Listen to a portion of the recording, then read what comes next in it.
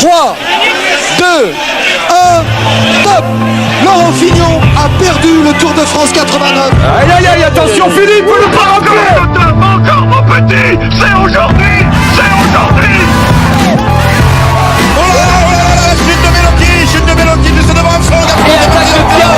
Oh putain, les autres, c'est nous qui tombent. Et là, Roby qui est acclamé.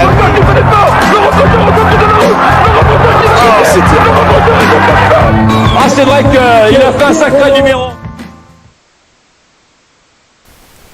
Et bonjour à tous, bienvenue dans le sacré numéro. Ça doit être la 4e édition si je dis pas de bêtises.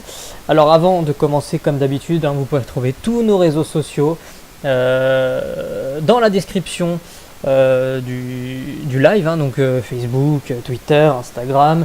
Également la cagnotte, puisque je vous le rappelle, on a lancé une petite cagnotte pour nous aider notamment à développer le site internet et l'application mobile.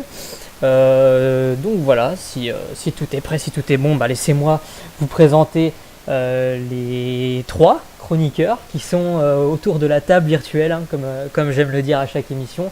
Je vais commencer par le plus jeune encore, comme d'habitude j'ai envie de dire.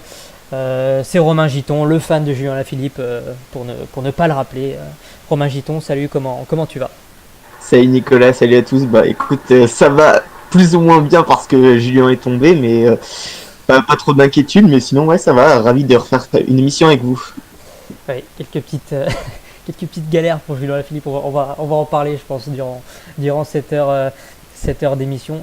Eh bien le deuxième, il avait déjà fait une émission avec nous il y a quelques temps, maintenant ça date un petit peu, ça fait quelques semaines, il est de retour, c'est Emilien Descampio. Salut Emilien, comment tu vas ? Salut à tous, bonsoir et hâte de faire cette émission avec vous. Eh bien ça va commencer dans un instant, mais le dernier qui était déjà là pour le 3e sacré numéro, Quentin Velardo. Salut Quentin. Salut tout le monde, comment ça va ? Eh bien, je pense qu'on va tous très bien. À ce moment de jour de Paris-Roubaix, tout le monde peut aller bien.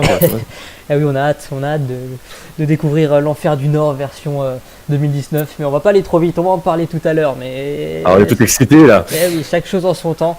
Avant de parler de ce qui nous attend, donc dimanche Paris-Roubaix bien sûr, on va quand même, sans plus attendre, revenir un petit peu sur les derniers événements. Ça fait quand même quelques temps qu'on n'avait pas fait un sacré numéro, il était temps de reprendre du service. Donc on a eu toute la campagne des Flandriennes. Alors on a eu 2 pannes, on a eu le 3 Gent-Wevelgem à travers la Flandre, le Tour des Flandres. Bon, il y a de la Belgique partout. Messieurs, j'ai envie de vous poser une première question tout simplement. Qu'est-ce qu'on retient là de ces quelques semaines de compétition ? Qu'est-ce qui vous a marqué ? Une victoire, une image, je sais pas. Peut-être une victoire déjà, une victoire qui vous a marqué. Moi, je dirais plutôt la dentition de Nils Politt. C'est bien pour commencer l'émission. On commence avec beaucoup de fraîcheur. Nils Politt, on le rappelle, 5e du Tour des Flandres. Romain, toi, ton image un petit peu préférée ?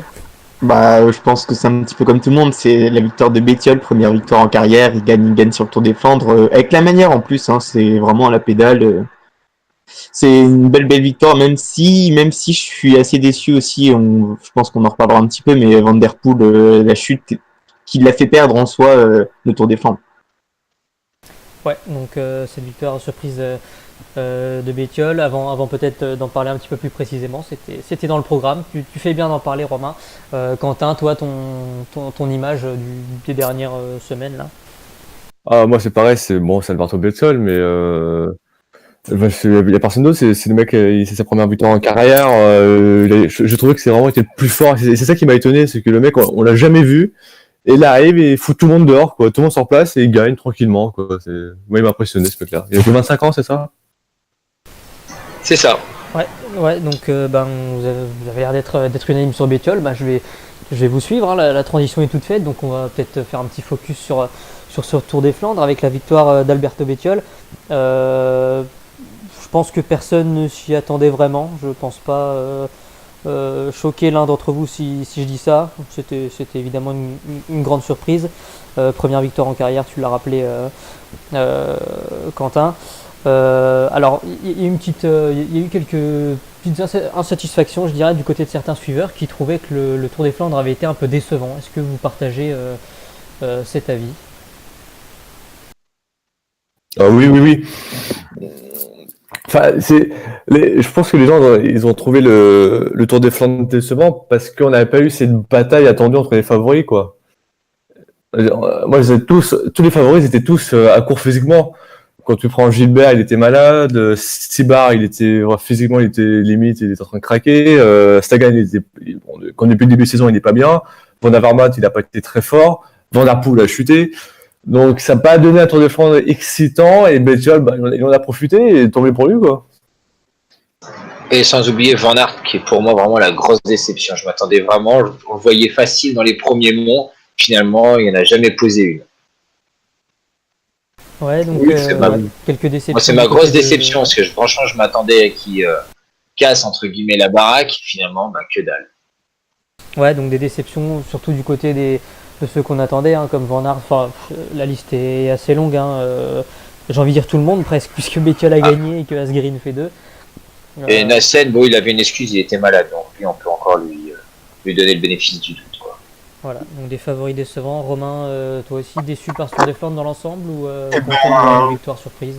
Moins que mes collègues, je trouve que c'est un petit vent de fraîcheur, un petit peu de voir un homme sortir d'une part gagnée. Non, un petit peu déçu par notamment les Quick Step. Les Quick Step qui ont montré une force sur quasiment toute la partie classique. Et quand je vois Lampard, comment il galère en ce moment, ça me fait très très peur pour après-demain, justement, pour Paris-Roubaix, on en reparlera.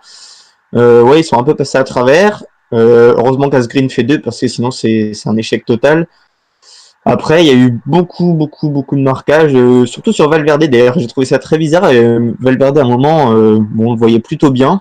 Et d'un coup, tout le monde s'est mis dans sa roue. Ils se sont dit, mince, il vient à cet âge et il vient pour nous la piquer. Donc ça s'est beaucoup regardé, je trouve, par rapport aux années d'avant. Ouais, un final assez surprenant où ils ont laissé filer Bettiol et puis voilà, dans un grand jour l'Italien il en a profité.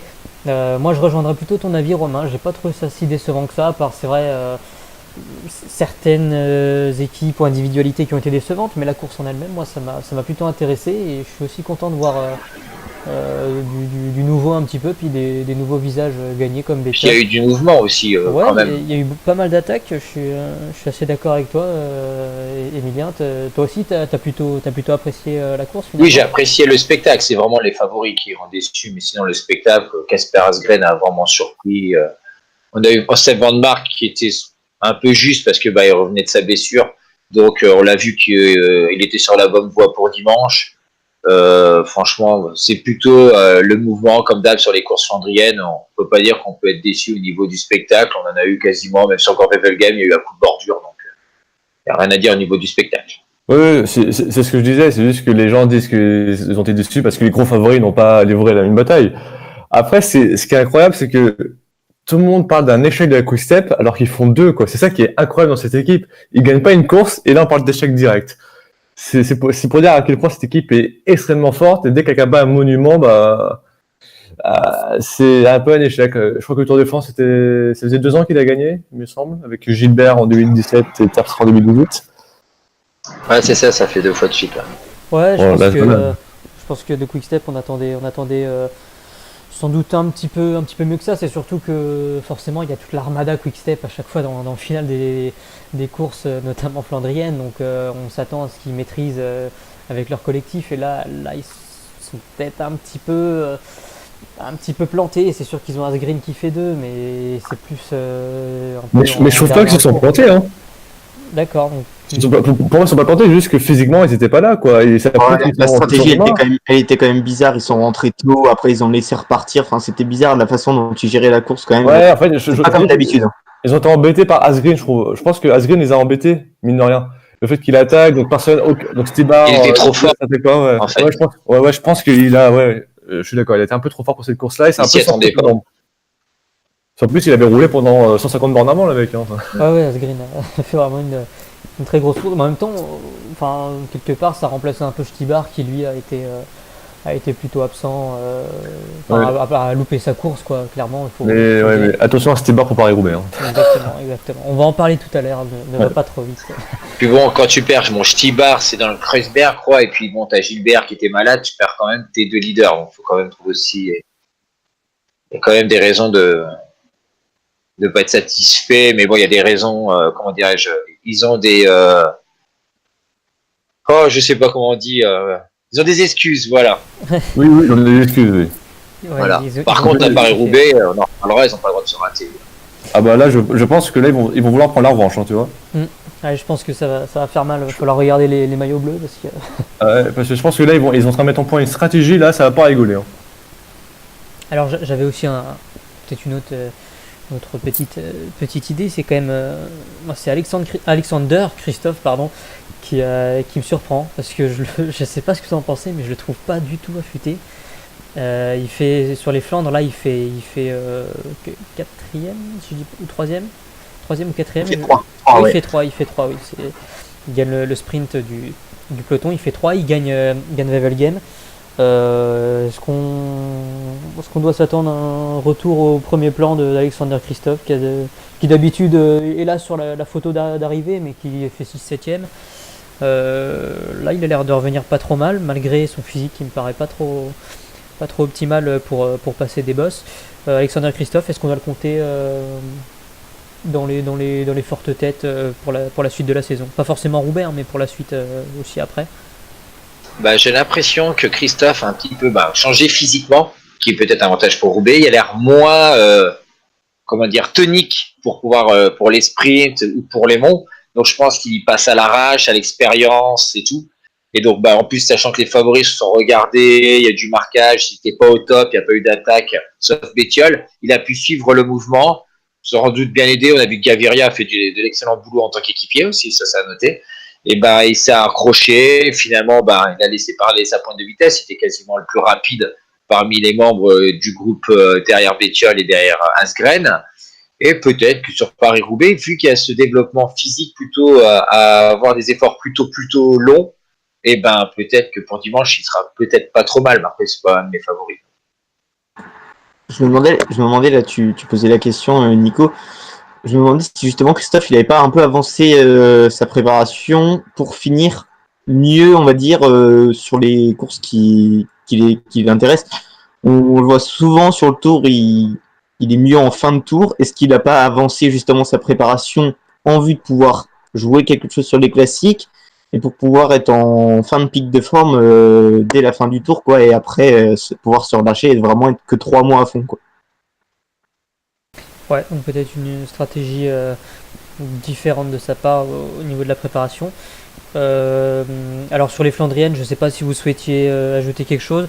Volontairement, je ne parle pas encore de Mathieu Van Der Poel parce qu'on va en parler juste après. Donc si vous avez autre chose à dire, autre chose que Van Der Poel a signalé sur les Flandriennes. Oui. Oui, vas-y. Alberto Bettiol quand même. Oui, on l'a dit, Bettiol, on en a parlé. Oui, mais parce que c'est quand même une grosse victoire surprise et c'est vrai que tout le monde a été surpris de sa force au Tour de Flandre. Mais pour avoir regardé le Grand Prix 3, il avait déjà prouvé au Grand Prix 3 qu'il était fort. Hein. Moi, il m'avait beaucoup surpris lors du Grand Prix 3. Hein. Oui. Il termine deuxième, je crois, non ? Il avait fait déjà une très bonne course sur le 3 où il termine quatrième. Dernier du petit groupe là de fuyards. Il y avait Jungels qui était juste derrière, mais voilà. Donc oui, il avait déjà bien suivi sur le 3. Ouais, moi j'avais mis avec ses courses après ça, j'avais dit faut le surveiller quand même lui. Je pensais pas du tout qu'il allait gagner, mais pour un top 5, pour moi c'était faisable. Voilà, donc tu souhaitais revenir sur Bettiol qui est une surprise, mais bon, fallait quand même le cocher. Et bravo à Michael Matthews quand même pour un rookie, parce que c'est la première fois qu'il disputait le round comme Valverde. Et Valverde, mais bon, lui c'est un expert, il faut nous surprendre. Je sentais qu'il allait nous faire un truc, parce que déjà il avait fait à travers la Flandre l'an dernier, il avait été pas mal. Je pense qu'il a dû s'entraîner en cachette quand même sur les pavés, il a dû faire des petits trucs du côté en Espagne pour vraiment être prêt, parce que c'est pas le genre de mec à participer aux rondes pour faire de la figuration. C'est un vrai compétiteur. On regrette presque de ne pas l'avoir vu finalement plus tôt sur le Tour des Flandres, parce que je pense qu'il aurait pu regagner au moins un vu ses aptitudes dimanche dernier. Donc voilà, bon après c'est un choix de carrière, hein. Il voulait sans doute pas se concentrer sur les pavés, mais bon, c'est dommage parce qu'il y avait quelque chose à faire sur le Tour des Flandres dans sa carrière. Est-ce que vous voulez peut-être dire un petit mot, parce qu'on a parlé des Flandriennes, mais il y avait quand même aussi le Tour de Catalogne. Alors ça remonte un petit peu, là je crois qu'on est à 2 semaines en arrière, si je dis pas de bêtises, avec la victoire de Miguel Angel Lopez. Donc est-ce que vous vouliez signaler quelque chose sur ce Tour de Catalogne, victoire de Lopez devant Adam Yates et Egan Bernal? Ah bah on peut parler de Froome, hein. Ah là, c'est... Bon, Il est arrivé à combien de temps, lui, Froome, là? il a fini à 1 heure. Hein. Ouais, il était très... Après, on sait que Froome choisit un peu son calendrier. On sait qu'il... Ouais, mais vous allez voir, il va déglinguer le Tour de France cette année, là, je fais pas de soucis. Non, mais il a pris au moins 15 kilos, c'est incroyable dans l'état qu'il était quand je l'ai vu sur le Tour de Catalogne. Et bah, comme Thomas, qui a pris un peu aussi. Ouais, Thomas, là, s'est remis au sport, là. Mais, sinon, pour revenir au Tour de Catalogne, moi, c'est pas les courses d'une semaine, ça m'intéresse pas vraiment, quoi. Les courses d'une semaine, dans cette période de l'année, en plus, dans cette période où il n'y a que les Flandriennes, tout ça, moi, c'est pas un truc qui m'intéresse. Encore, Miguel Angel Lopez, il fait le Giro, je crois, donc lui aussi, il va falloir surveiller pour le Giro, mais c'est pas, pour moi, ça donne pas des indications pour la suite de la saison, quoi. Ok, donc anecdotique. Moi, de mon côté, je penserais plutôt que c'est lors de la première arrivée au sommet, Miguel Angel Lopez était pas au top. Nairo Quintana fait du gros marquage sur Bernal. Et il y a Yates qui revient. Et Miguel Angel Lopez qui s'arrache. Je crois qu'il finit quelques secondes derrière finalement sur la ligne d'arrivée. Et je pense que c'est un peu là. Ils l'ont laissé revenir. Et finalement, Bernal l'a bien regretté puisque Miguel Angel Lopez il a fait le spectacle lors de l'arrivée vers la Molina. Voilà, c'est bien résumé. Romain, si tu veux le mot de la fin, ou on passe à la suite. Non, là, c'est vrai que le Tour de Catalogne, ça m'a pas passionné non plus. On a le Tour du Pays Basque en ce moment, on en parlera sans doute à l'occasion du prochain sacré numéro. On en parlera déjà un petit peu tout à l'heure avec le sujet sur Julien Alaphilippe. Je vous propose de passer donc à la suite. Alors je le disais tout à l'heure, je voulais pas trop qu'on parle de Van Der Poel parce que c'était justement pour ce sujet-là. Je voudrais qu'on parle un petit peu de cette jeune génération, cette nouvelle génération en tout cas, parce que certains sont un petit peu plus âgés mais sont un petit peu nouveaux à ce niveau-là. La jeune génération est en train vraiment de cartonner. Les jeunes de 2019 là, alors bon, je pense qu'on a pas mal de noms à citer. Mathieu Van Der Poel bien sûr. Vainqueur sur À travers la Flandre, qui est incroyable sur les Flandriennes, qui a même gagné sur la Sarthe de manière assez impressionnante. On a Tadej Pogacar qui est sur le Tour du Pays Basque, qui lui aussi finit plus d'impressionner avec sa victoire au Portugal. Enfin voilà. J'ai envie de vous demander simplement quel est le jeune qui vous a le plus impressionné jusqu'à présent là, durant cette première partie de saison. Bon je vais commencer par un petit outsider, Sergio Higuita. Parce que on l'a vu pas mal dans les top 10 sur les courses espagnoles d'une semaine. C'était un puncher, il grimpe pas trop mal, je crois 3ème du Grand Prix Miguel Indurain, futur coureur de l'EF Education First. Je le connaissais pas trop et il a l'air pas mauvais. Ouais, c'est vrai que il a brillé lui aussi un peu partout, mais sur le Tour d'Andalousie on l'a vu, là au Portugal là, sur la Volta au Alentejo, il a gagné d'ailleurs une étape. Il est pas mal du tout ce petit Higuita, 21 ans. Romain, toi quel est ton poulain chez les jeunes? Alors, c'est peut-être pour faire un petit peu honneur aux Français, mais Valentin Madouas est vraiment en train de faire une très très belle saison. Moi, je trouve sa victoire sur Paris-Bourges, ça a vraiment eu un déclic. Bon, je dis ça parce que j'ai eu l'occasion de l'avoir, donc c'est toujours un petit peu particulier, mais là, il fait un Tour du Pays Basque plutôt très intéressant. Il a toujours été bien placé depuis le début de saison. Il progresse, et ouais, j'ai l'impression qu'il y a de l'avenir avec ce jeune coureur français. Et pour une fois qu'on a un coureur français jeune, qu'on met pas trop en avant, mais qui fait des bonnes perfs, moi ça me fait plaisir. Ouais. 11e de Paris-Nice aussi, Valentin Madouas, 22 ans lui. Après j'ai une question par rapport à ça. Madouas, est-ce qu'il a un profil ardennais? Je pense qu'il peut être très bon sur les Coupes de France accidentées. Et pour l'instant, il a l'air d'être pas trop mal sur les courses d'une semaine. Est-ce qu'on va pas plutôt le contenter à ce genre de rôle? On va pas commencer à s'enflammer, parce qu'on voit bien les journalistes français, si un jour il commence à gagner des étapes, ça y est, comme avec Alaphilippe, hein. Allez, 10 le Tour de France, parce qu'on va pas le cramer, quoi. On va en parler. Franchement, il est super bon. J'aime bien son Tour du Pays Basque.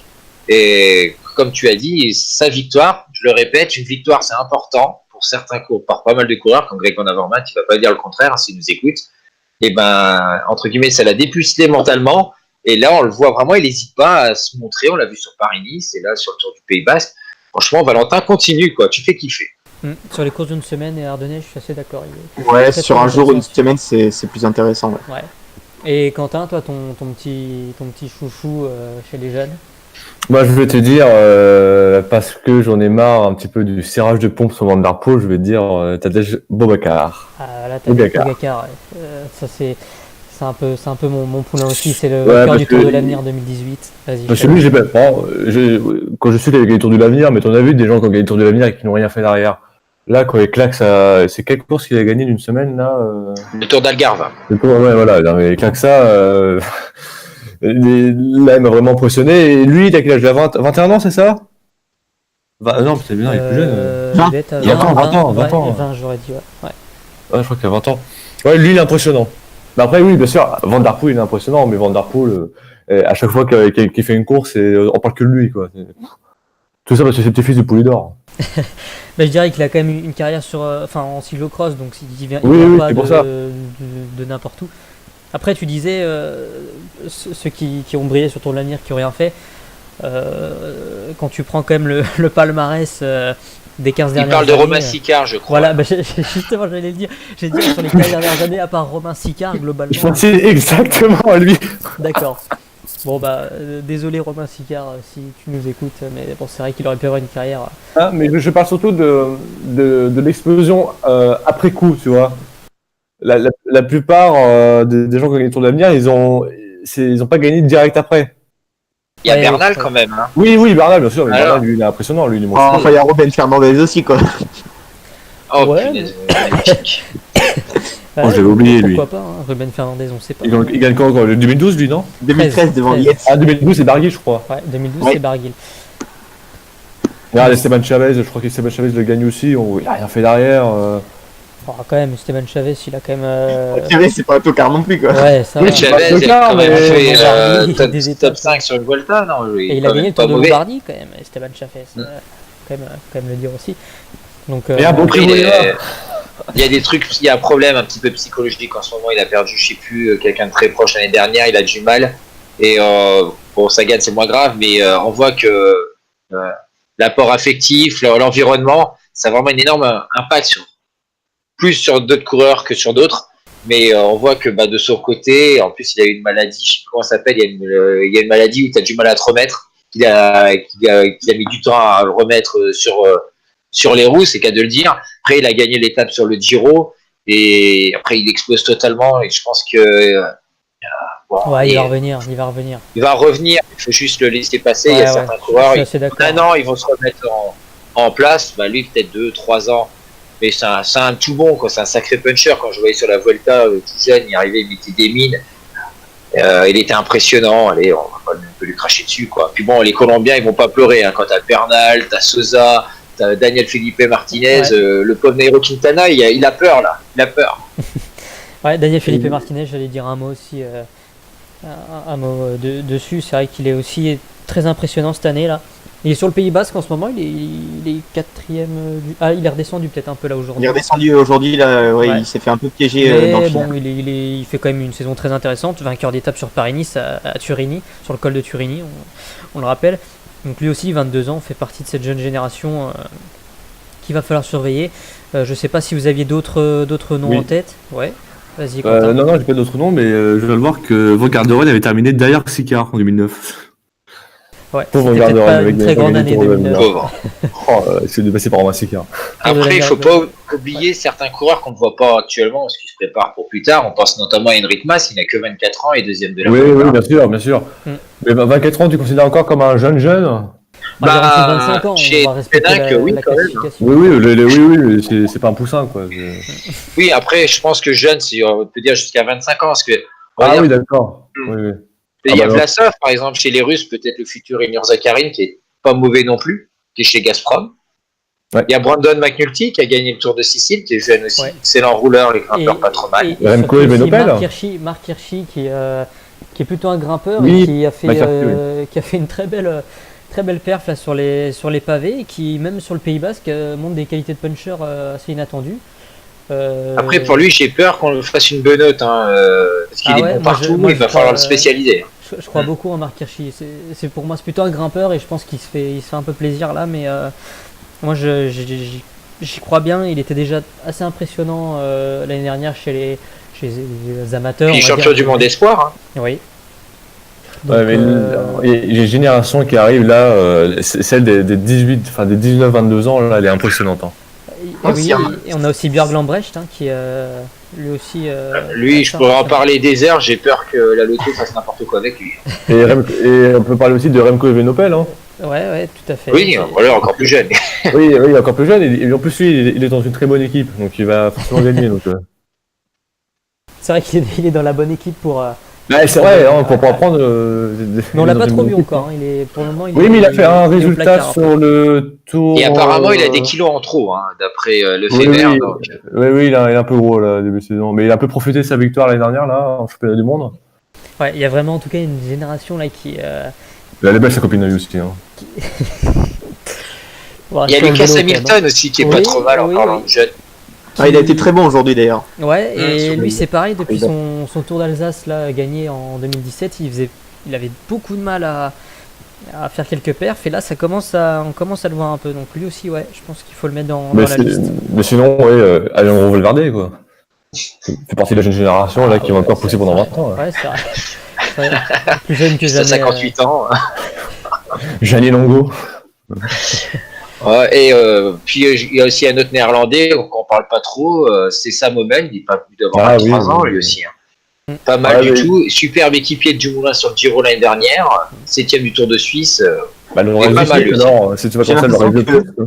J'ai l'impression que Coman, ça fait déjà 1 ou 2 ans qu'on dit ça de lui et finalement, pas plus que ça. Enfin, on le voit pas plus que ça.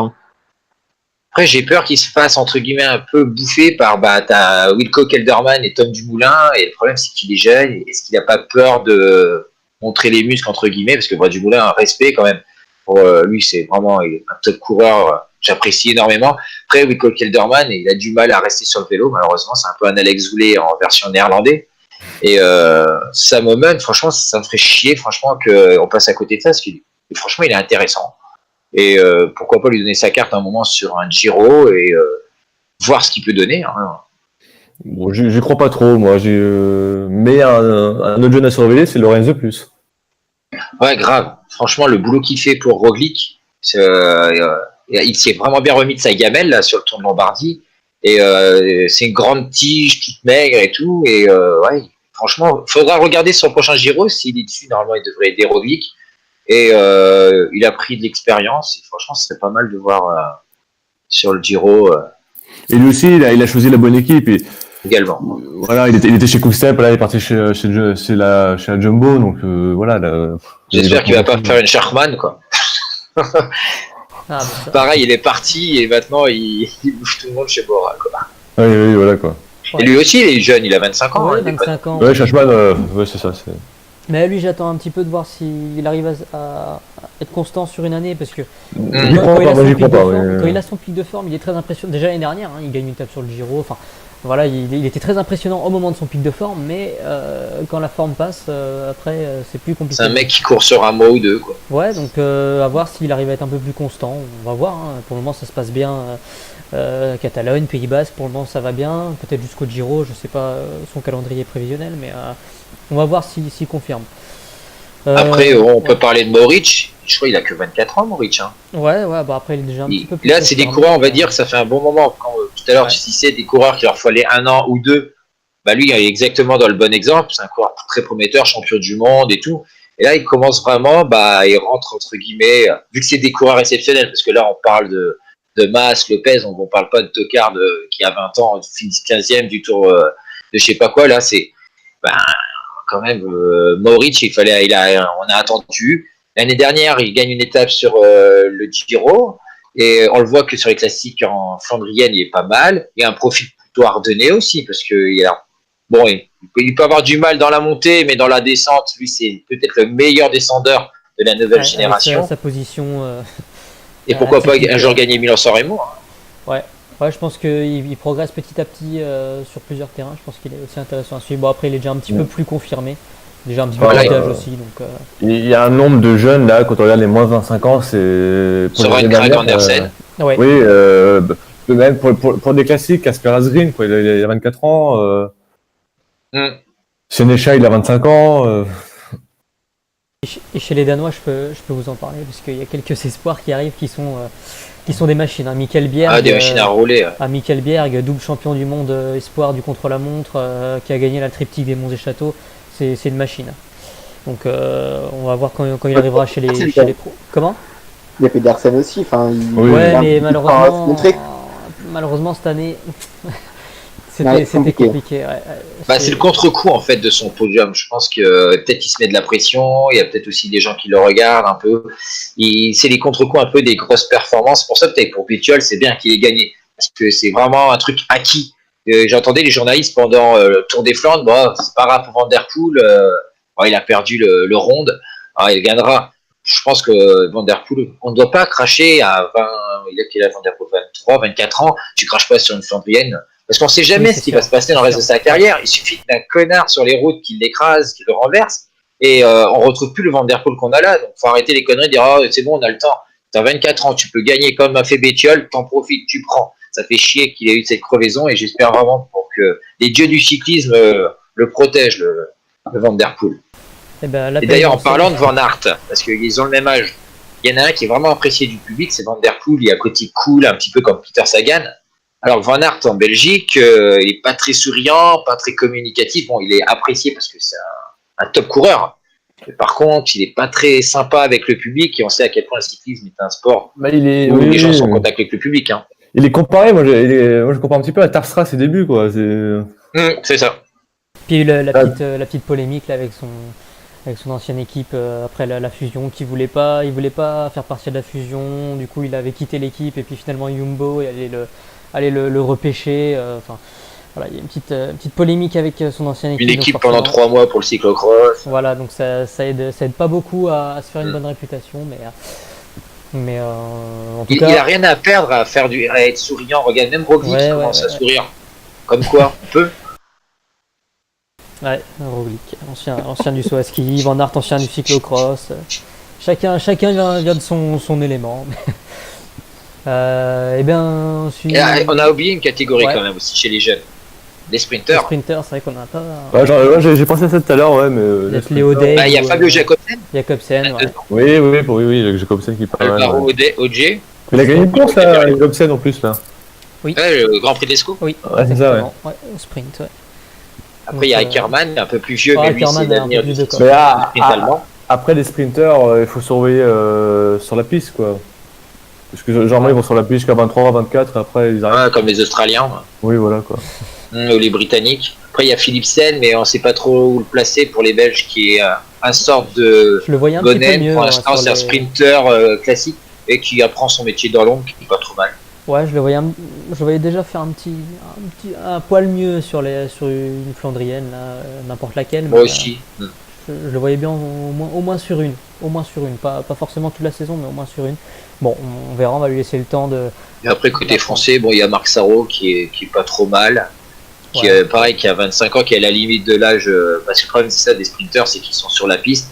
Ou on va avoir un crack qui va faire sur le Tour de l'Avenir cette année, un Allemand, un truc de genre, et qui va claquer victoire sur victoire, et qui après sera futur Dylan Groenewegen, quoi. Parce que pareil, les sprinters, en fait, c'est marrant, c'est que c'est des vagues, et là, en ce moment, c'est Dylan Groenewegen qui est clairement le meilleur sprinter du monde.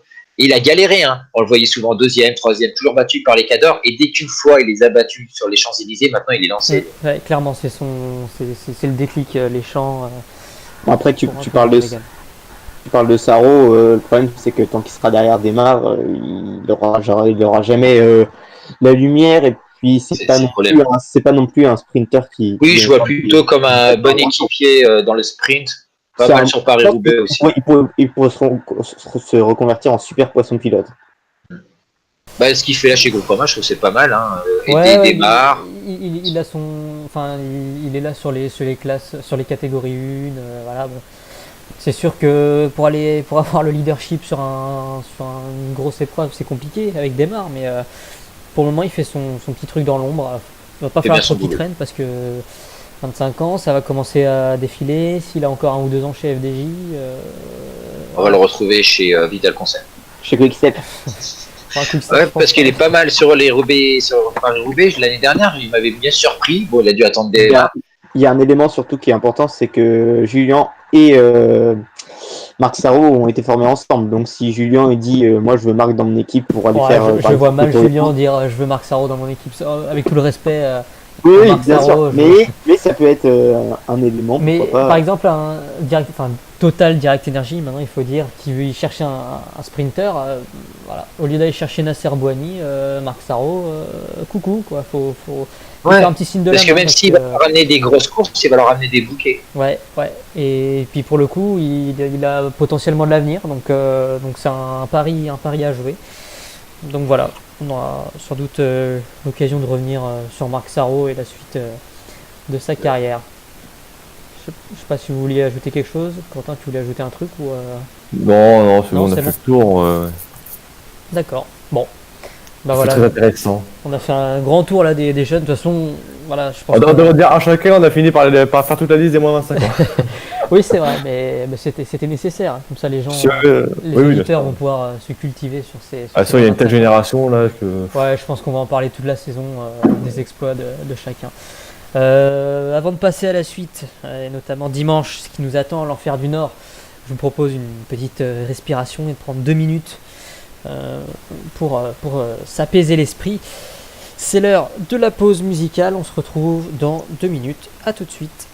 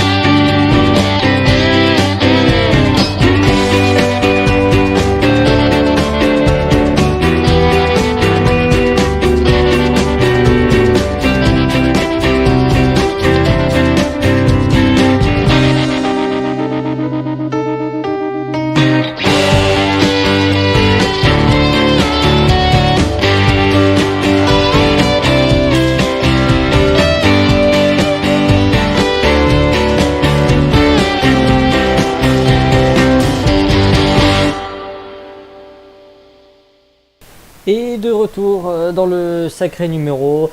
Alors on a abordé ensemble les Flandriennes, on a vu un petit peu, on a fait le tour de la jeune génération. On va se projeter maintenant sur ce qui nous attend quand même, le grand événement, surtout pour nous Français. Cocorico, c'est sur notre territoire, Paris-Roubaix bien sûr, l'Enfer du Nord. Dimanche, j'ai envie de vous laisser la parole. Qu'est-ce que vous attendez de cette course dimanche, messieurs? De la pluie, même si on n'aura pas. Et je crois qu'ils annoncent la même chose. Je crois qu'ils annoncent un peu de pluie à Roubaix. J'avais vu ça. J'avais vu passer un screen là de la météo. Alors peut-être que ça a changé depuis. Mais Non, là, je ne rien du tout là. D'accord. Bon, bah, sur Twitter, ça fait un mois que tout le monde demande la pluie là.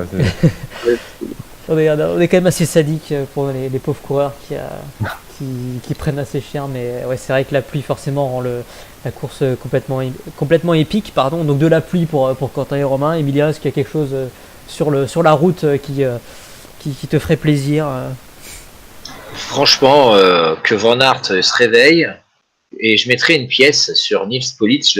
C'était mon petit coup de cœur dès le début. Et franchement, il fait partie un peu, bon, il a 25 ans, ça revient sur le truc d'avant, et il progresse, et pourquoi pas un petit podium de l'Allemand, hein, parce que chez Katusha, le problème c'est qu'il court pas en équipe, hein, ils sont tous, on le voit dans le peloton, ils sont tous dans leur coin. Putain, bordel, aidez Nils, s'il vous plaît, malgré que je sais le public français, certains ne l'apprécient pas trop, avec ses propos sur un coureur de la Direct Energy qu'il avait battu sur Paris-Nice. Cousin, ouais. Voilà, et voilà, ça lui a fait quand même l'expérience aussi, c'est important. Et c'est un coureur que j'apprécie, il a du tempérament. Après, jusqu'à qu'il gagne Paris-Roubaix, faut pas non plus, enfin, on sait jamais, parce que quand on a Bétiol, on s'y attendait pas, on sait jamais.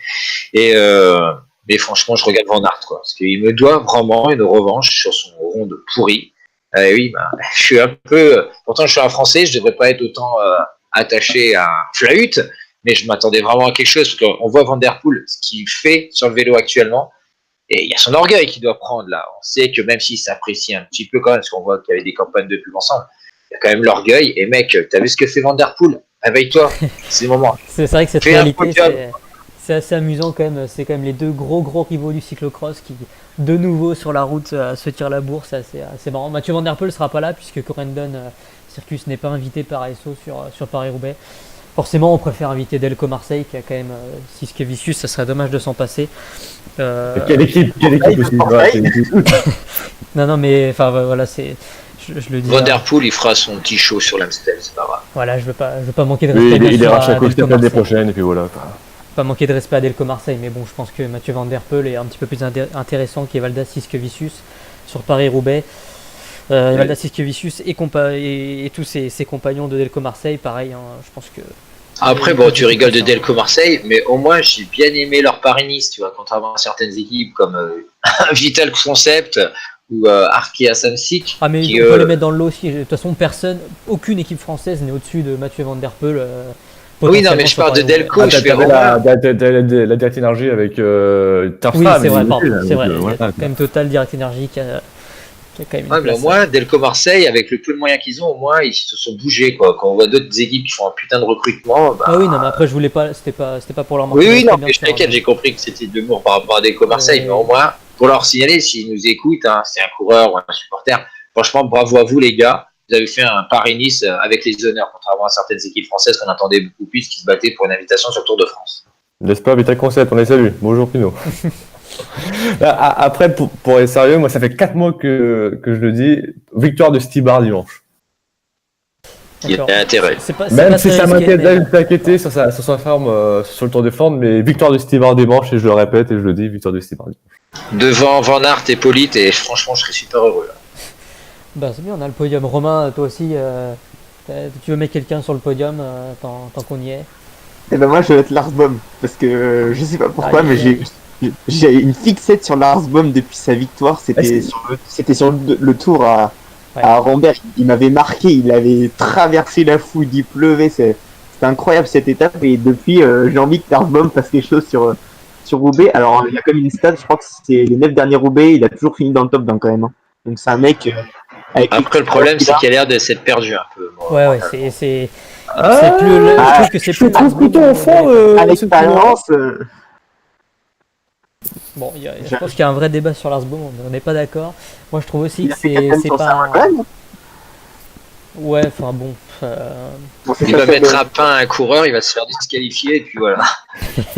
C'est vrai qu'il a quelques antécédents, on le rappelle. Hein. Petite heure. Ça fait boum, hein. Ah bah oui, ça fait boum. Donc voilà.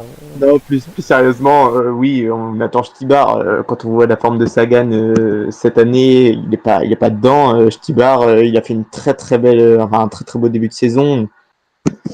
On voit que c'est l'homme clairement le plus en forme chez Deceuninck Quick-Step, et c'est maintenant ou jamais.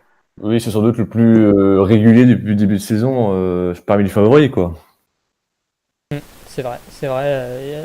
Pour Stibar, c'est vrai qu'il y avait ce Tour des Flandres. J'avais dit dans le sacré numéro avant Milan San Remo, j'avais prédit la victoire de la Quick Step.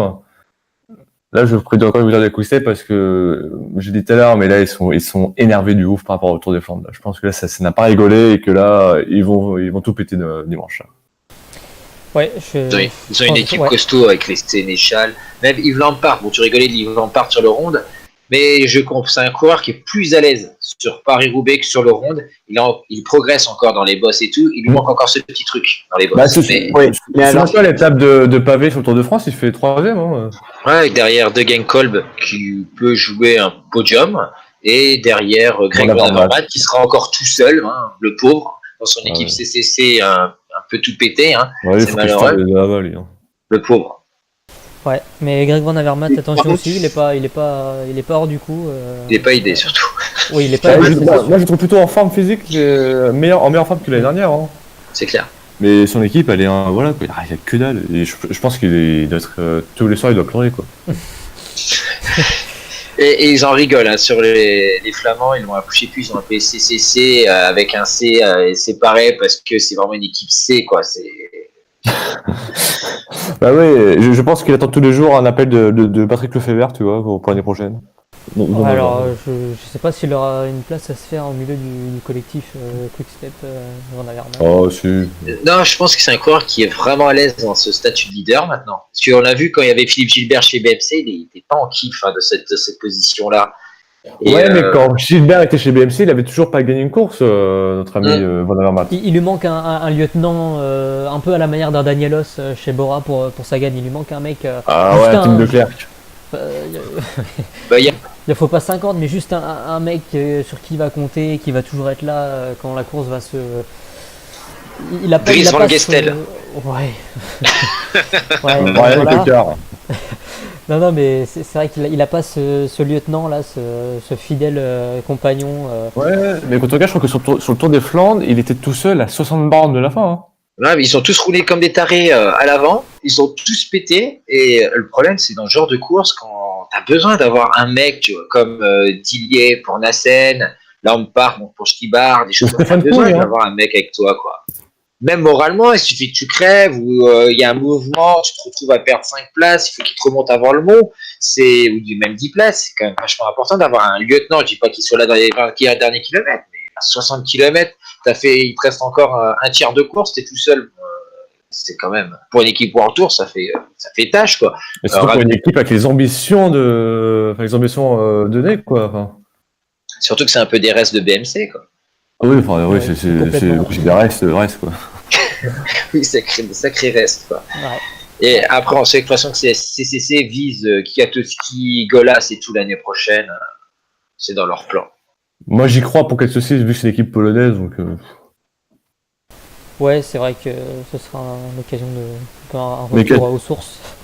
Mais j'ai quand même l'impression que Kwiatkowski va rester chez Neos, chez Sky Neos. Ouais, il y avait aussi l'équipe EF Education First, ça se méfiait aussi sur Paris-Roubaix. Il y a Taylor Finney, c'est une belle machine à rouler. Il y a Seb Van Mark. J'avoue, je suis assez surpris par les très belles performances de Education First. C'est pas l'équipe qui m'inspire le plus en général. Bah, ils pouvaient pas faire pire que l'année dernière. Ouais, et là j'avoue que Langeveld s'est complètement retrouvé cette année. Moi, il est de retour, quoi. Je sais pas.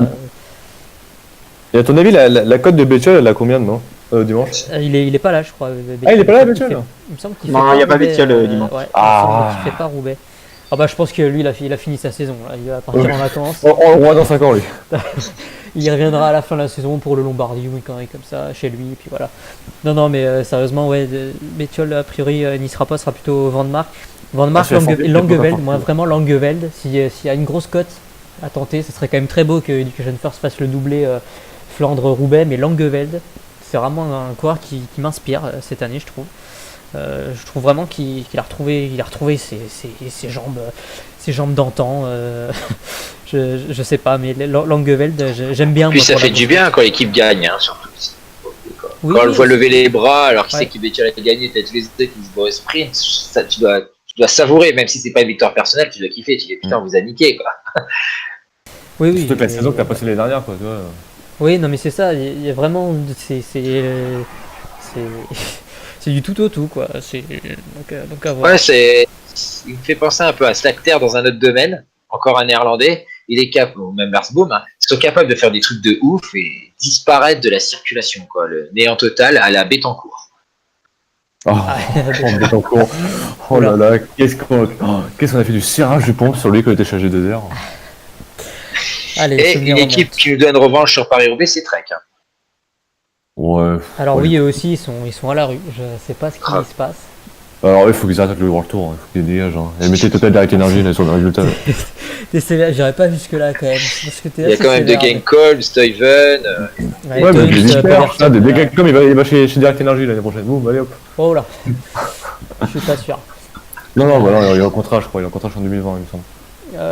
Donc voilà, je sais pas, on a fait un petit peu le tour. Si, peut-être le premier français. Adrien Petit. Adrien Petit. Adrien Petit ou Damien Gaudin? Il y a Alexis Goujard aussi chez AG2R, attention, il a gagné là il a gagné le circuit de la Sarthe là, donc il arrive en forme. On n'a pas parlé de l'Inverna cette année quand même. Il aime pas frotter Goujard, c'est le problème, il va devoir aller dans l'échappée. Ah mais il l'a déjà fait, il l'avait fait, c'était en quelle année là où il fait une super échappée sur Paris-Roubaix, c'est il y a 2-3 ans, j'ai peur de dire une bêtise. Moi 3 ans peut-être. Je vois bien Damien Gaudin, petite surprise là, avec Adrien Petit peut-être. Ouais, Damien Gaudin, comme à la belle époque. C'est quand qu'il fait il fait pas 3ème ou 4ème en 2013? Il fait 5ème, je crois. C'est une année incroyable en plus où je crois qu'il a 25 ans quoi. Ah, c'était pas quand Chilarac avait gagné même Alors, je me je souviens, crois que c'est 8 ans de Chilarac devant Van Mark et après il est en Tastra en 3. Ouais, Tastra en 3 et après il y a Gaudin qui arrive 5 et Von Avermaet il fait 4. Et ouais, il y avait une chute où il a été pris dedans, que ça l'avait. Sinon il aurait pu jouer. Bah c'est pas la chute de Touruchoft en 2013. Voilà, j'ai plus de mémoire de Paris. Ah, Touruchoft, putain. Ouais. C'est pas la chute de Touruchoft qui met Sagan au tapis en 2013. Ah ouais, ça me dit quelque chose. Ouais. 2013, il y a une chute dans. Il me semble que c'est celle-là. On va revoir les images. On fera une seconde émission, puis on reviendra. Jean-Paul Olivier, où es-tu? Non, mais on va se laisser le bénéfice du doute, mais oui, Damien Gaudin, voilà, qui a eu une belle histoire sur Paris-Roubaix. Bon, je vous propose éventuellement de passer au sujet suivant. On va faire un mot très rapide. Je pense qu'on a fait le tour sur Paris-Roubaix, on a dit pas mal de noms. On devrait pas être trop loin de trouver le vainqueur. On parlait de Total Direct Energy justement, donc Direct Energy qui du coup devient Total Direct Energy, donc c'est un changement de nom, c'est pas un rachat puisque Total a racheté Direct Energy, mais l'équipe cycliste, le budget est le même, l'équipe est le même, enfin voilà, Total n'investit pas dans le vélo, simplement le nom change d'équipe puisque Total a racheté Direct Energy. Est-ce que vous attendez quelque chose de Total? Ils n'investissent pas, mais il y a possibilité qu'ils investissent pour la saison prochaine. Ah bah complètement. Et je crois que le budget va monter à, il va bien monter. Hein. Ça serait de bon ton puisque Total est quand même le premier groupe financier. Pétrolier, ouais. Donc, ce que vous attendez de Total Après, moi, je n'ai pas envie non plus qu'ils pourrissent l'état d'esprit de l'équipe vendéenne, qui donne des moyens, c'est clair, parce qu'il y a le fameux vélodrome qu'ils ont fait en Vendée, il y a tous ces projets très intéressants faits par Bernaudo, mais qui gardent ce côté familial, formateur et tout, mais qui récupèrent, comme là ils ont fait avec Terpstra, peut-être récupérer un Ardennais un petit peu perdu comme Greg Van Avermaet, tu vois, qui a fait une dépression après un an chez CCC, et récupérer un gars maintenant peut-être sur les Ardennes, parce qu'apparemment il vise le World Tour, et il y a Calmejane pour les Ardennes peut-être. Ouais, mais un mec confirmé, comme ça évite à Calmejane d'avoir trop de pression, et il peut avancer caché, lui faire une bêtise. Mais c'est pas Total qui va changer l'équipe, quoi. L'équipe va rester la même. Quand on regarde le maillot, il y a encore Vendée qui apparaît. Enfin, pour moi, et Bernardo, c'est un dinosaure. Lui, il va pas se laisser faire. Je suis d'accord mais pas d'accord avec vous, dans le sens où je pense que Total, ça part dans le monde entier, contrairement à Direct Energy. Je sais pas si ça fera changer les choses, mais quand on verra Total, on se dira, ah oui, il y a quand même une grosse marque qui se met dans Oui, je suis d'accord. Un peu comme Sky. Sky, on connaît tous ce Sky avant l'équipe cycliste. Oui, comme tout le monde connaît, en Angleterre, tout le monde connaît Ineos, voilà, quoi. Mais moi, j'espère que ça va permettre à cette équipe-là de, pourquoi pas, passer en World Tour, quoi. Oui, je pense que c'est le projet, si Total met quelques sous dans, C'est une équipe dans l'équipe. qui a tout le temps des résultats, quoi. C'est... Ouais, donc sans doute un Ah, projet. cette saison, en l'occurrence, ils visaient quand même les classiques, c'est pas non plus une grande réussite. Bon, après, il y a Oui, mais Terpstra, Terpstra, voilà, on connaît Et l'histoire. ils font des podiums. Terpstra, il fait des podiums sur les semi-classiques du mois de mars. Oui, mais on en attendait peut-être un petit peu plus. On a Après, pas- le problème, ouais, t'as on De parle Koninck de- qui prend tout, Voilà, c'est difficile quoi. de gagner. Hein. Quand on regarde ils font des meilleurs résultats que la CCC, quoi. CCC, ils ont personne. Là, ils avaient vraiment une équipe bâtie quand même pour viser des Bah, choses. Terpstra, il fait 3 sur le Samin. Je crois qu'il fait encore une autre 3e place sur Kurn. Ouais, je pense que c'est Il y a Turgis qui fait 2e sur à Turgis, travers la Flandre. super espoir. Turgis, enfin, c'est vraiment très intéressant. Puis il Turgis. suffit qu'il fasse un top 5 ou 6-7e sur Paris-Roubaix avec l'absence de Terpstra. C'est pas demain, mauvais, ils jouent hein. leur saison. Ils jouent leur saison, clairement. Il va falloir qu'ils fassent un gros coup. Enfin, après, non, plutôt. D'Athénagé, oui. Il faut que Godin aille dans l'échappée et Adrien Petit se cache dans le peloton, tu vois. Non, mais moi, je suis même pas surpris que Turgis nous fasse un coup. Ah, ouais, Turgis, ouais. Bah oui, Turgis. Et en plus, il est en forme. Il a les cannes. Moi, je le vois bien tenter sa chance. Hein. Ça, Ouais, je ouais. vois pas de Bah problème. voilà, alors lui dans l'échappée et Godin derrière qui peut faire le taf pour protéger Petit si ça arrive au sprint. Ouais. Et d'ailleurs, vous avez vu un peu le maillot de l'équipe là? Bleu et. Enfin, Ouais. Ça fait Les beaucoup couleurs sont penser pas à B-Box à l'époque au niveau du design. Ouais, un mélange, ouais, B-box. Quand on regarde un petit peu, ça fait un peu penser à B-Box quand. Box de Koninck. Ouais. Bah, il y a du bleu, quoi. Il y a du bleu, du blanc. C'est vrai, un petit peu du Konak, ouais, c'est vrai. Mais plutôt Le B-Box. style, c'est très Katusha quand même. Hein. Enfin, le Pessin. Oui. Pardon, oui. Bon, non, les couleurs des maillots, quand on regarde CCC, les sous web, ce sont des maillots absolument dégueulasses. Bon, allez. Ouais, mais c'est au moins la CCC avec un maillot dégueulasse, au moins ils jouent sur l'équipe et sur le maillot, ils sont homogènes, on va pas leur rendre dessus. Il faut qu'on fasse un jour un débat sur les maillots parce que c'est quand même important. Bah, on le fera si vous voulez, mais bon, on va pas le faire là. On est un petit peu en retard, donc on va vite passer. On parlera des maillots une prochaine fois. On va vite passer au dernier sujet avant le petit quiz de fin. Le dernier sujet, c'est Julien Alaphilippe. Alors, c'est Romain qui tenait à parler de Julien Alaphilippe. Donc, Romain, je vais te laisser le micro de l'animation. C'est toi qui va nous dire un petit peu ce que tu voulais nous dire sur Julien Alaphilippe. Vas-y, Romain, la parole est à toi. Merci Nico. Ouais, c'est un coup de gueule sur un petit peu sur les médias français d'ailleurs, plus que sur Julien en soi, parce que Julien il fait quand même un début de saison exceptionnel. Il gagne Milan-San Remo et sa victoire sur Milan-San Remo a déclenché une vague de folie derrière ce coureur. On parle déjà de Julien sur le Tour de France, etc. Alors, on en débattra, messieurs. Moi, je pense que c'est une très très mauvaise idée. Gagner des étapes, pourquoi pas. Viser quelque chose sur le Tour, non. Déjà parce qu'il n'a pas les capacités de gagner le Tour. Ça, je le crois absolument pas pour quand même le connaître depuis quelques années et connaître un petit peu son entourage. Je crois pas que ce sera l'objectif de Julien. Par contre, il y a une idée que pour moi qui me semble totalement évidente. Est-ce que Julien est capable de gagner le Tour des Flandres? Pour moi, oui. Il a été très très bon au cyclocross sur ses jeunes années. Il est à droit dans les montées. Enfin, c'est le meilleur puncher du monde. Je pense que c'est quelqu'un qui fait pour le Tour des Flandres.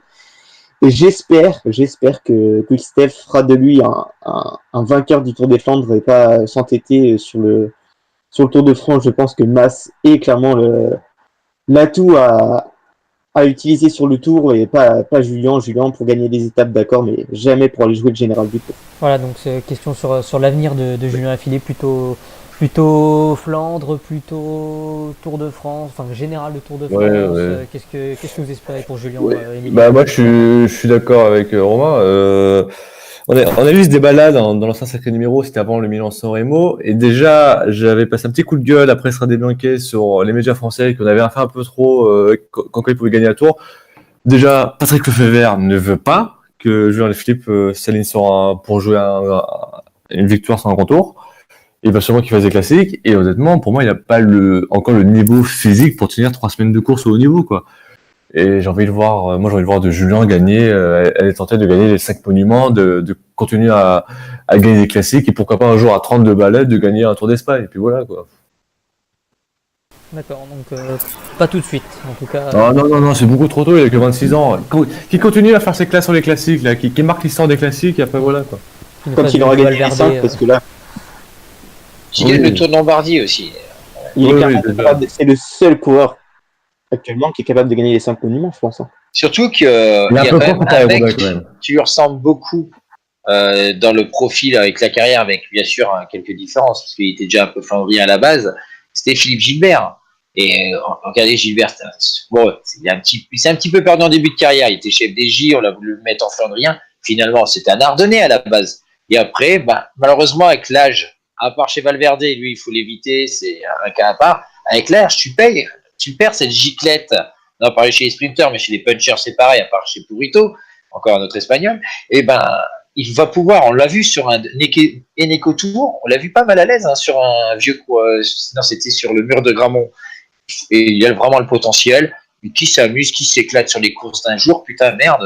Tu gagnes la Classica San Sébastien, Tour de Lombardie, Strade Bianche, Milan-San Remo, la Flèche de Bastogne-Liège, c'est des noms qui parlent. Ouais, c'est vrai que c'est les vrai. Français, on se touche sur le Tour de France parce que c'est chez nous, c'est pendant les vacances. Ouais, ça fait 40 ans, 30 ans qu'on n'a pas gagné le Tour de France, là, quand ça Ouais, fait c'est des ça, en général. ouais. Puis, ouais, On a envie, on a trop envie, sans doute, trop envie d'un successeur à Bernard C'est Hinault, quand même alors en Belgique où ils plantent les Flandriens, quoi, comme Benoît, ou ça peut arriver avec un autre. Mais laisser les mecs grandir, et quand tu as un potentiel, j'en parlais avec Lambert, je veux pas qu'un Lambert finisse sur un Tour de France et une crevette qui fasse la Vuelta et le Giro. Il pourrait faire quelque chose.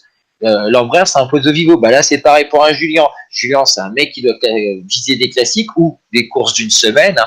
Peut-être qu'un jour, il gagnera le Tour du Pays Basque.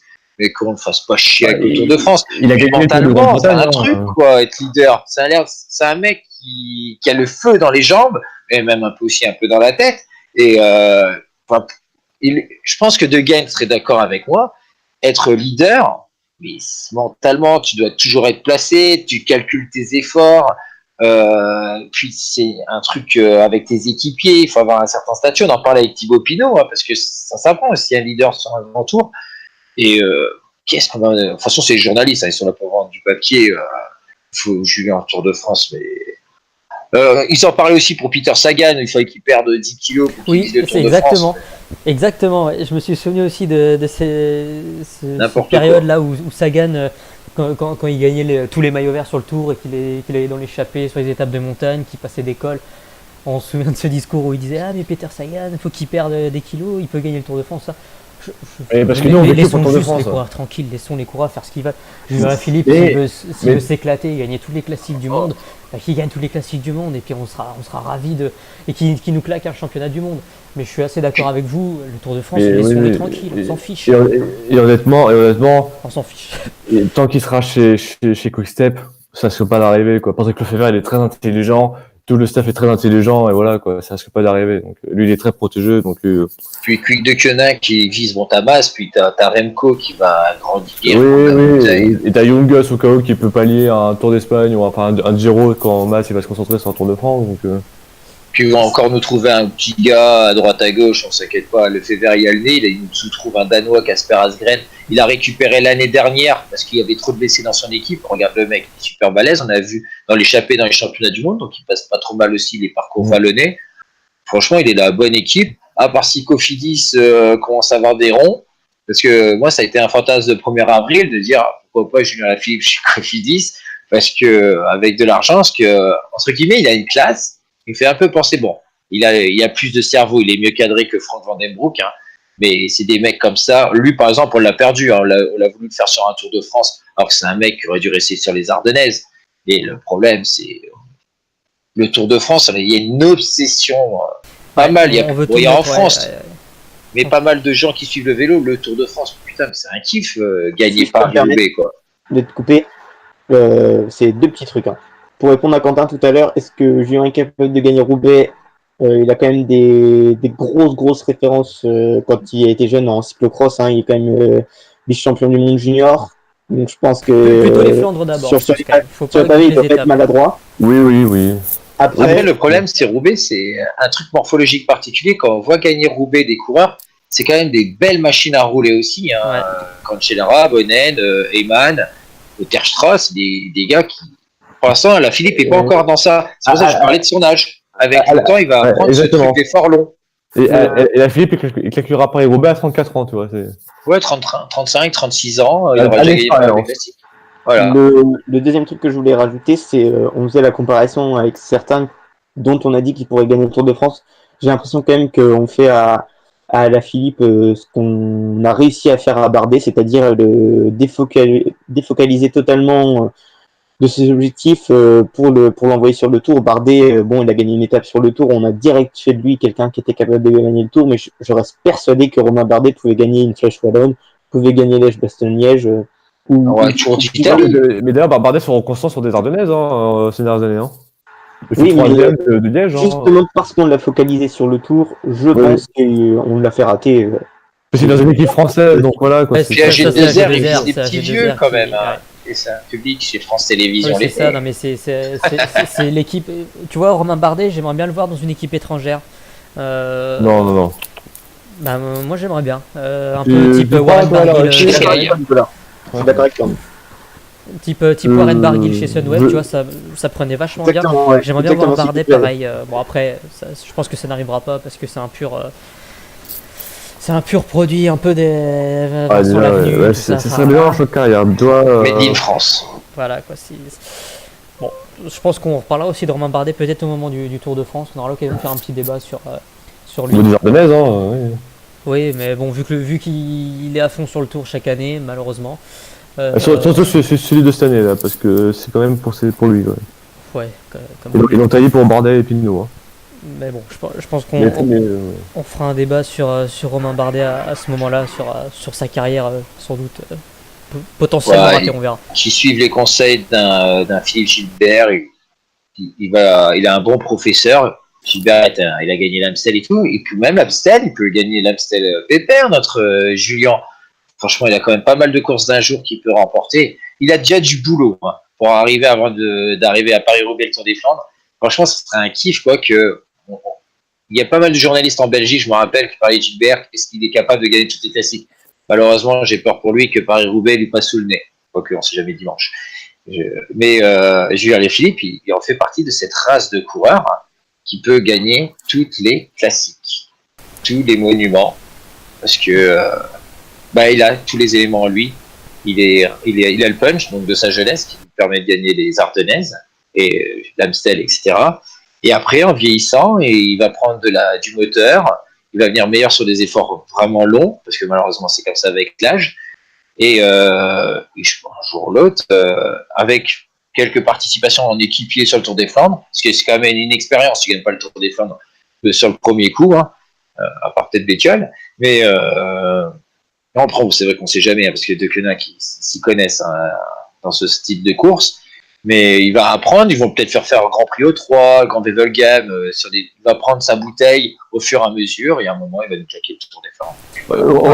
Ouais, c'est ce qu'ils ont fait avec Jungels. Le mot de la fin, Quentin, il claque le Liège l'année dernière, et là, il le fout sur des Flandres, il gagne Bruxelles-Kurn, tous les Flandres, plutôt pas mal, il apprend, il a gagné Paris-Roubaix Junior, Jungels, donc...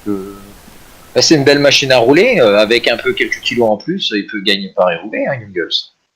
Voilà, c'est l'école Quick-Step. Donc voilà pour ce mot de la fin sur Julien Alaphilippe. Je pense que pareil, on reparlera un petit peu de Julien, notamment au moment des Ardennaises. Donc écoute-nous, Julien. Concentre-toi sur les courses d'un jour. Suis nos conseils. Je vous propose de passer à la dernière partie. Les débats sont terminés. On va maintenant un petit peu jouer et se divertir. Je vous ai concocté un petit quiz. Alors je vais prendre ma fiche du quiz. La voilà. Alors ça concerne essentiellement Paris-Roubaix.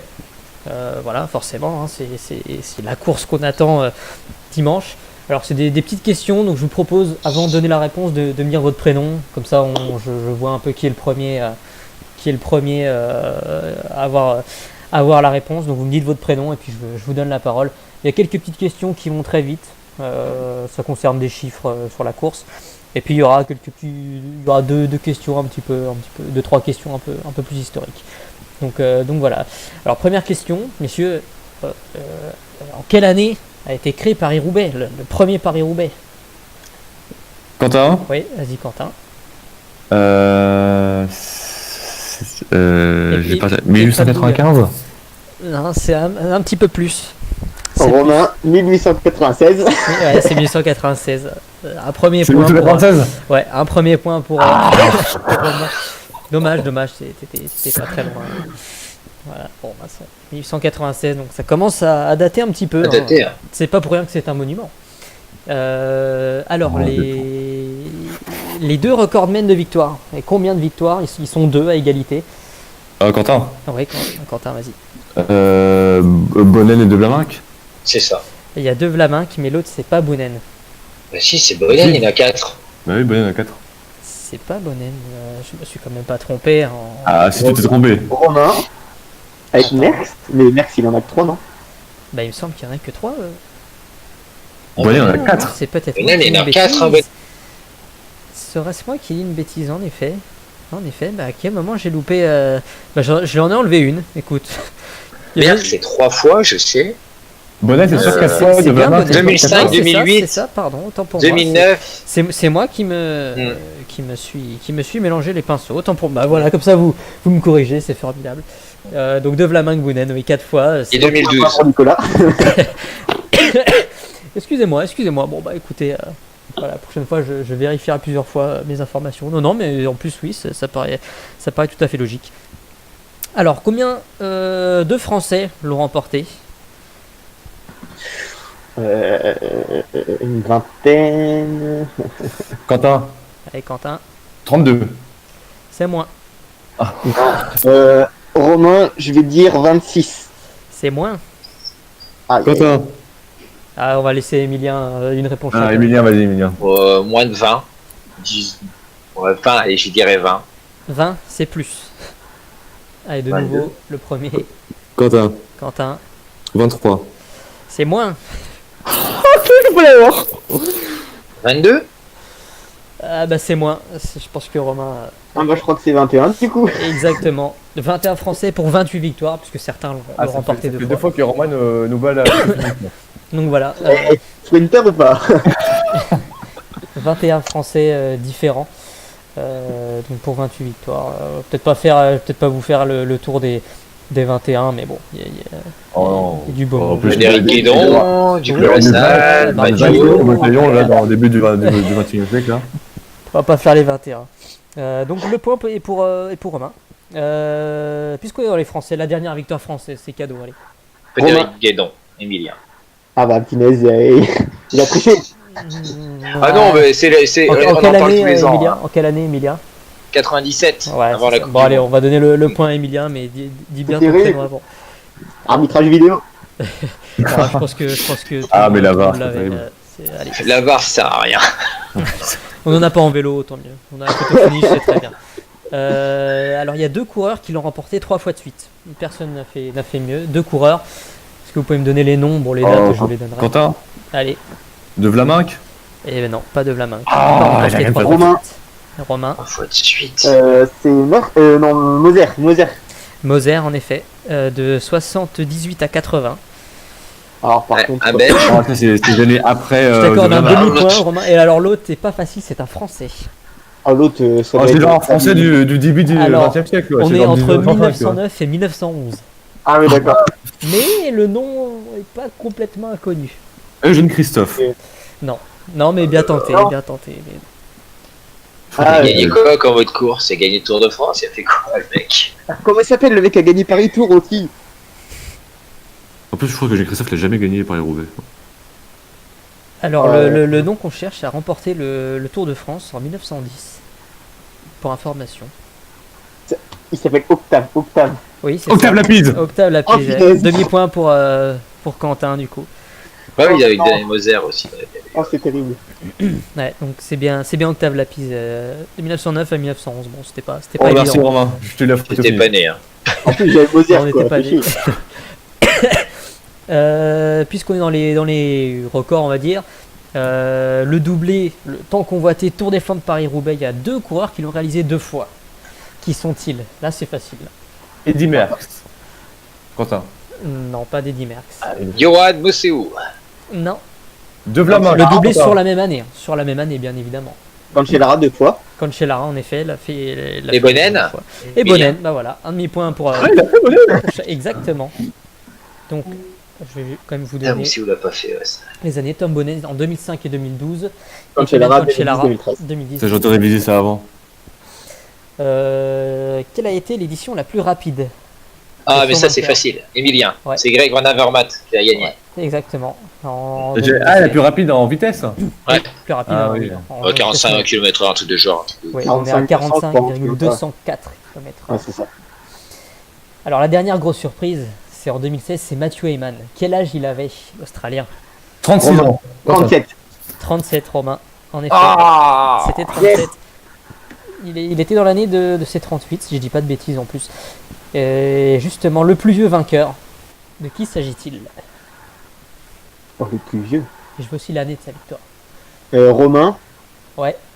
Je vais dire Duclos Lassalle. Alors là, je saurais pas te dire, c'est en 93. Ouais, c'est ça. Ça doit être ça. Un point pour, Et c'est- un point pour Romain. hein. Ah, c'est quand il fait le doublé là. 38 ans, non? 38 ans, ouais. 38 ans, Gilbert Duclos, ça bien sûr. Et il gagne à 37 et 38, c'est ça, ouais. La réponse est parfaite, pas de souci.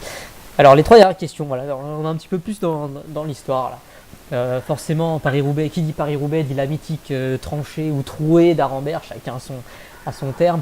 La tranchée d'Arambert, qui l'a découverte et en quelle année? Alors. Romain, Stablinski en 50. Stablinski, mais c'est plus tard que 50. Pour moi, c'est les années 60. Non, c'est 55. Je te mets un demi-point pour Stablinski. On est après 1950, Quentin, Emilien. Un peu avant 1970, je pense, ouais. Pour moi, c'est 1960. 1967, allez. exactement. Demi-point pour Emilien aussi. C'est C'est ça 68. Jean Stablinski, 1967, qui découvre Voilà. Arambert. Je savais pas qui, mais je pensais vraiment au niveau de l'année. C'est ça. Voilà, donc à l'époque, c'était Jacques Godet qui avait demandé à Albert Bouvet. De trouver un nouveau secteur. Ouais, Albert Bouvet, le regretté, qui nous a quittés il y a 2 ans. Bientôt 2 ans, jour pour jour. Donc de trouver de nouveaux secteurs. Et donc Jean Stablinski et Edouard Delberg, mais on donne la découverte à Jean Stablinski qui avait trouvé ce formidable secteur Et pavé. Delberg, c'était un coureur aussi sérieux quand même. Oui, Cyclisme. oui, exactement. Pardon. Donc voilà, c'est Stablinski et Delberg si on va être complet. 1967. Donc cette fameuse tranchée d'Arambert aurait pu tourner à la catastrophe pour un illustre coureur de Paris-Roubaix. On est en 1998. Johan Mousset ou Emilien. Ouais. Je me rappelle, il s'est Ouais, pété et le genou. pourquoi? Donc voilà, exactement. Fracture au verre de la rotule.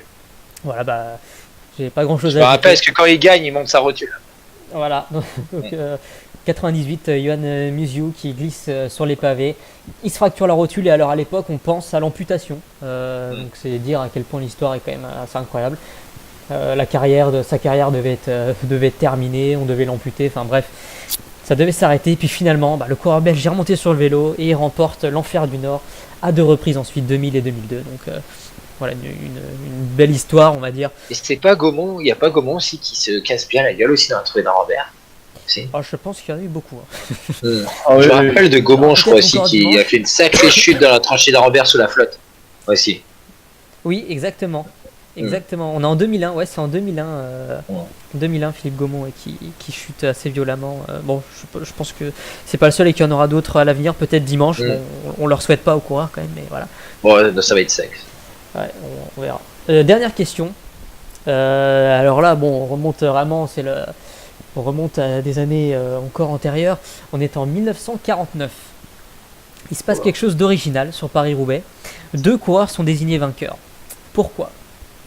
Alors les 2 coureurs, je vous les donne, hein, c'est pas un problème. C'est Serge Coppi, le frère de Fausto Coppi, et André Maille. Pourquoi les 2 sont désignés vainqueurs? Il n'y a pas une réclamation du jury Alors il y a une histoire de réclamation. Il n'y en a pas un qui s'est trompé de route, non? Ouais, c'est pas mal. Si t'as... Il y a mal été orienté, un truc de genre. Une entrée dans le vélodrome. C'est Il y en ça, a- c'est ça. Ouais, il y en a un qui rentre dans le vélodrome et pas l'autre. Voilà. Et du coup, je crois que c'est Lucie qui donne les Il y vainqueurs. a quelqu'un dans le vélodrome, mais pas dans le bon côté. C'est ça. Bon allez, je vous donne tous un demi-point, il y a une réponse collective. C'est pour la forme. Donc Oui, pour oui, être ouais, un mais petit c'est peu bien, oui, un petit peu plus complet. Donc André Maille était dans un groupe d'échappés qui est rentré sur le vélodrome par la mauvaise porte, par la porte presse. Et donc le vainqueur du sprint du peloton, qui est Serse Coppi, a posé réclamation avec sa fédération italienne en invoquant le fait qu'il n'avait pas respecté le tracé officiel de la course. Donc la victoire est retirée à André Mahé, donnée à Serse Coppi dans un premier temps. Ensuite, la fédération française, elle aussi, intervient en disant que dans le règlement stipule que les coureurs doivent suivre le service d'ordre, donc que c'est eux les responsables de la mauvaise direction. Donc du coup, l'UCI dit bon bah on met tout le monde d'accord, on met les deux vainqueurs comme ça. Ouais, c'est logique. Entre temps, Fausto Coppi s'en est aussi mêlé en disant qu'il ne reviendrait plus jamais sur Paris-Roubaix si son frère n'avait pas une décision favorable. Enfin bref. Ouais, il a jamais gagné Paris-Roubaix, lui aussi. C'était la. Fausto Coppi, je suis pas sûr qu'il ait gagné. Ouais, je crois qu'il a pas gagné Paris-Roubaix. Enfin bon, ça reste. Il gagne en 50 l'année d'après. Non, je crois pas. Ah si, peut-être, Il a ouais. gagné, Peut-être, d'accord. ouais. Bah, alors là, j'avoue Il a que je savais gagné pas. Roubaix. Il a gagné Paris-Roubaix. Ah, je vais vérifier. Oui, c'est ça, oui, je crois que c'est ça, t'as raison, peut-être 50. Il gagne l'année d'après normalement. Ouais, c'est ça. Ouais. Le fait est que cette édition de 1949, voilà, c'est un peu la. T'imagines ça arrive ça dimanche là? Ah, je pense que bordel. maintenant. Je pense avec Pas Aiso. pas fermer le portaillonné comme Evaldas. Hein. Ouais, on est plus dans ce registre-là. Donc voilà, l'édition 1949, c'était un peu la télé-réalité d'aujourd'hui. Hein. Tout le monde qui s'embrouille, chacun qui intervient, qui tire la couverture à lui. Mais c'est une édition qui restera dans l'histoire pour cette raison-là. Après, il y a une petite anecdote aussi à dire, c'est on rigole des Français, parce qu'on a pu gagner depuis 97, mais les Italiens, c'est depuis 99, ils ont pas gagné.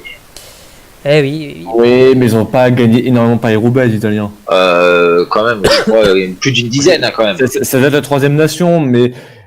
Quand Après, t'as c'est la- les Belges et les Français, voilà. Voilà, c'est c'est clair. les Belges, Français.